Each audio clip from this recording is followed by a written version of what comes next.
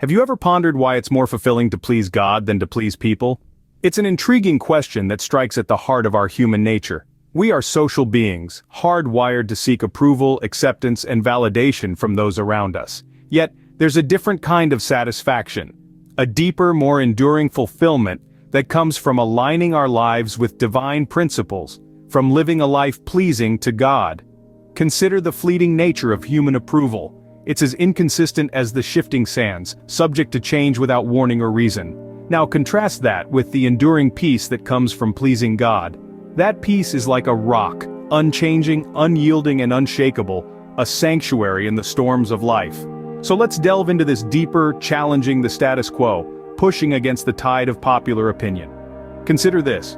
What if our ultimate fulfillment lied not in pleasing people but in pleasing God? Imagine the world from the perspective of a victor, not defeated by the whims and preferences of the crowd. Picture a journey of a man who, like a boat in the storm, was swayed by the currents of public opinion. Every wave, a new criticism. Every gust, a new expectation. He was adrift, aimless, and lost. Then a shift. The man started to listen to a different voice, a voice not of the crowd but of the Creator. He began to seek God's approval, not people's. The storm didn't cease, but his navigation changed.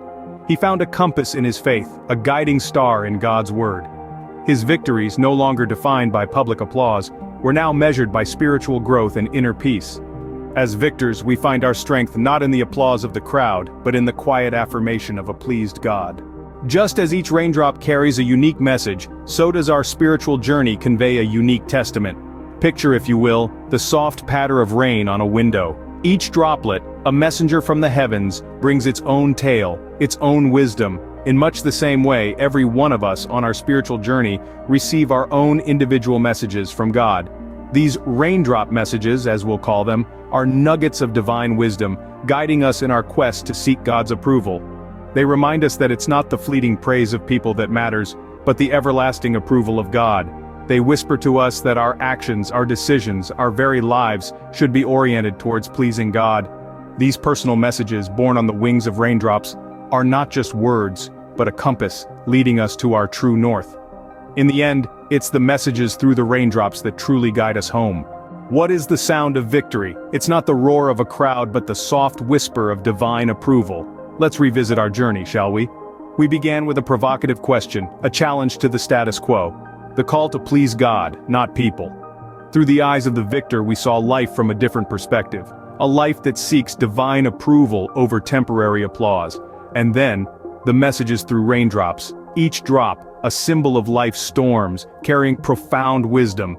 These messages, they're not declarations of defeat, but of victory. Victory that comes not from the fleeting validation of people, but from living a life aligned with divine principles. This is the triumphant conclusion, the victorious feeling of knowing your life resonates with the divine, that your actions, your choices, your life echo the soft whisper of divine approval.